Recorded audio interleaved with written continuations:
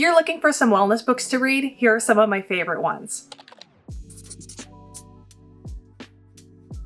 Hi everyone, welcome back to my channel. In today's video, we're going to switch things up a little bit because I'm going to review my favorite nutrition, fitness, and wellness books. Now, if you've ever been on my channel before, you'll know that I mostly do product reviews, and don't worry, I'm still going to mostly do those. But I thought it would be nice to do something different today and let you know about some of the top wellness books that I personally love. Now, in today's video, I'm going to review 7 different books that cover a wide array of health topics. So from nutrition to fitness to exercise, motivation and philosophy, sleep, stress, and so on. Now, before I start this video, I do have some Amazon links that are available in the description of this video. This isn't a sponsored video, but I do make a very small commission from the sales. I don't do sponsored videos on my channel, so this is a nice small way to support my channel. But by no means do you need to feel pressured to buy these books through the links. You can obviously go to your local bookstore or wherever you choose to buy books. So no pressure. All right, so let's get started. So the first book I'm going to talk about is Forever Strong by Dr. Gabrielle Lyon. So as the name of the book suggests, this book is all about muscle health. The thing about this book though is it's not about just being physically strong. The book actually mostly focuses on all the other reasons why having muscle mass is extremely important for our health. In particular, she dives deep into metabolic health, which a lot of people don't realize, but muscle is a metabolic organ, and I have talked about it in some of my other videos before. The reason why I really like this book is because Dr. Lyon and I have very similar viewpoints when it comes to approaching nutrition and fitness. In particular, we both advocate for a higher protein diet, although I personally don't even think it's that high, which is about 1.4 grams per kilogram per day to about 2.2 grams per kilogram per day. For those of you that are American, that's about 0.64 to 1.0 grams per pound per day. And I actually have an entire video on why I personally support this protein recommendation with research to support it. So feel free to check that video out after this one. In addition to her talking about the benefits of muscle, especially in terms of metabolic health, she does provide research studies to support her statements. And she also dives deep into different medical conditions that are affected by poor muscle health. And I really believe this book helps to shift the narrative about muscle and really highlight the fact that muscles aren't just for lifting heavy weights, because not everyone is interested in that, but instead focuses on why having good muscle is important for our overall health, particularly from a metabolic standpoint. And it's an essential organ that we really need to start caring about. She also dives into nutrition principles, which for the most part I do agree with. So who would I say this book is for? This is for anybody who really loves reading medical literature. You do not need to be trained in medicine or nutrition in order to understand this book and enjoy it, because she does a very good job breaking things down and making them easy to understand for the average person. I will say there are certain parts of the book that might be a little challenging if you don't have any background in health science. However, I do think most people will still take a lot out of this book. And really, if you're the type of person who wants to understand the why behind things, and I would say that if you're watching my video and you've watched other videos of mine before, you probably are that person, then you most likely will enjoy this book.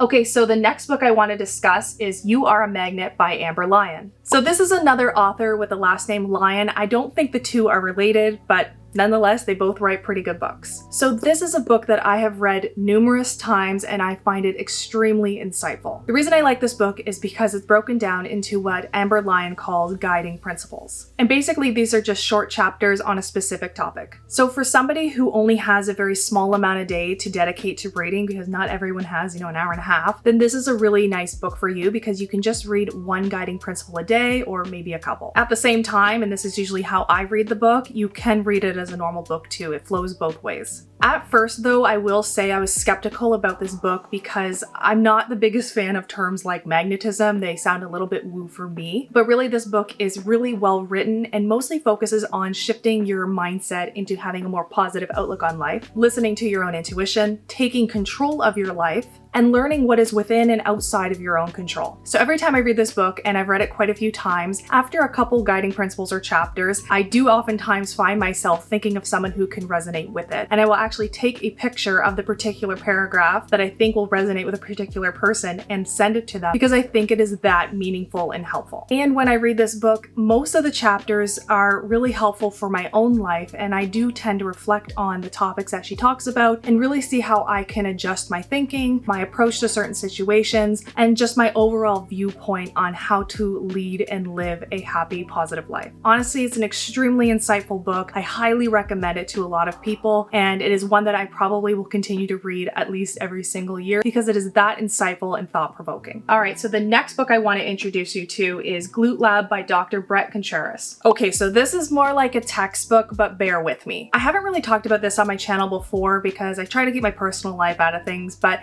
back in 2019, I decided that I wanted to really prioritize my health and build more muscle. There were a couple different reasons for this, but one of the main reasons was because I actually had a lot of knee problems from playing sports. And so I wanted to find an effective strategy and a way to help strengthen my body and help to improve my overall knee health because I'm pretty young and I was tired of having a knee issue. And so I wanted to strengthen my lower body, build some muscle, particularly in my glutes, to help with those knee problems because the strength of your glutes can play a key role in fixing some knee issues. On top of that, I was becoming more educated on the benefits of having muscle for metabolic health, so that was another reason. And I'm the type of person who wants to know the why behind things.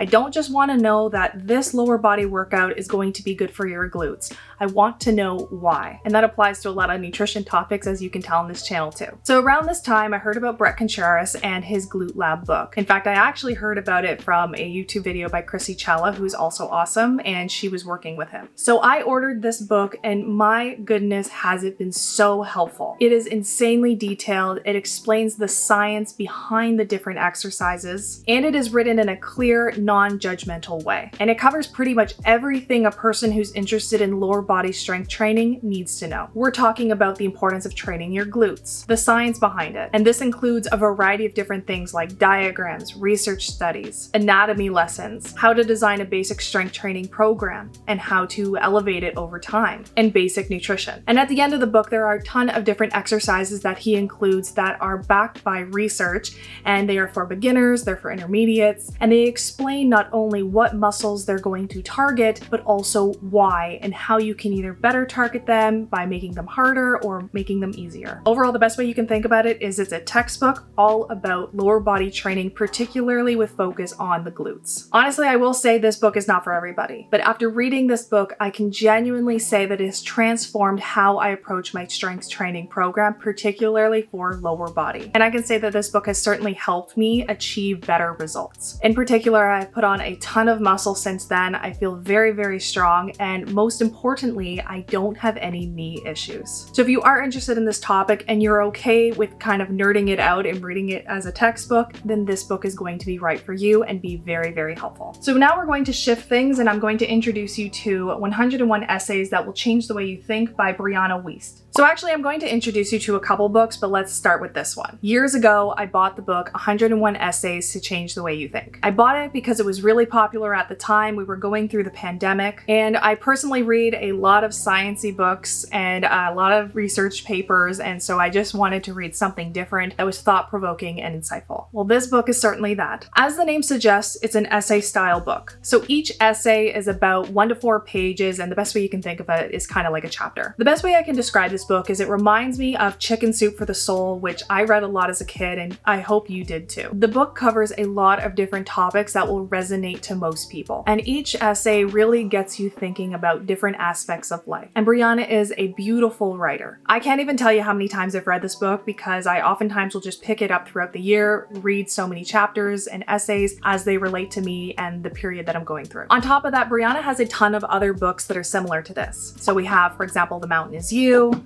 This Is How You Heal, Ceremony, and The Pivot Year. And with all of these, they really focus on personal development in different ways. So for example, the book The Mountain Is You is really focused on looking at what your potential is and trying to overcome different obstacles that are stopping you from achieving the life you want. And also getting rid of that victim mindset that oftentimes stops people from achieving their goals. The Pivot Year is written so that you read 1 chapter every day for a single year. However, I personally just kind of read it as a book and read multiple days all in one sitting. So you can do it either way. The Ceremony is written as poems, so it's not my favorite style book, and it's not one that I probably will read either again or at least not very often, but nonetheless, it's still very insightful and can be a nice little add-on to the other books that she's written. Honestly, if you're looking for a book that is calming, encouraging, and gets you thinking about what really matters in life, then you will really, really enjoy her books. I will say I would definitely start with the 101 Essays to Change the Way You Think. I think this book is really her biggest breakthrough book and is the most impactful. It's also the longest. So I would highly recommend that you give that one a go. Also, her books are quite aesthetic, so they're nice to look at on the bookshelf. Okay, so next we have Outlive by Dr. Peter Attia. All right, so I'm gonna warn you, this is another heavy book, literally and figuratively. This book is a major deep dive into health topics, and it really emphasizes the importance of preventative health. For someone who is really interested in this topic and has a basic understanding of health science, you will definitely enjoy this book. He really dives deep into various health topics, in particular with a focus on preventative health, and also dives into some newer areas that are kind of on the newer end of research that we'll probably hear more and more about over the next decade. Again, this is one of those why books. It explains why prevention is important and goes into heavy detail. And it really emphasizes why we can't just wait till we're older to start focusing on our health, but rather why it's important to start now, no matter what age you're at. I also like, for the most part, that he doesn't go into extremes with what he's talking about. With that being said, if you are brand new to nutrition and health and you don't have any background in this topic, this book might be a bit overwhelming for you, and it might be a dry read. And the reason why is because this book covers a lot. It covers metabolic diseases, it covers nutrition, it covers fitness, it covers sleep science, and so many topics under preventative health. We're talking heart disease, we're talking diabetes, cancer, neurological impairment, and so many other things, and the science behind them. He goes really deep into biochemistry and the mechanism of disease. And so if you're not trained in that, it can be hard to understand, although he does do his best to try to break it down. I definitely would not say this is a light read, but it's one that you could probably benefit from reading over a period of time and kind of using it as a resource guide. Next, we have Everyday Vitality by Dr. Samantha Boardman. I read this book a few years ago and really enjoyed it. It's mostly focused on restructuring your mindset around the topic of stress and seeing it differently and using it as a tool. And she also dives deep into different strategies on how to deal with stress and living a life full of vitality and fulfillment rather than ruminating about the past and being pessimistic about the future. It's basically a positive psychology book. The reason I like this book is because she writes it in an entertaining way. It's also very easy to understand for the average person. And she uses a lot of her clinical experience as well as research to support her statements. So if you find yourself having a hard time dealing with stress, you tend to be kind of pessimistic, you're kind of negative,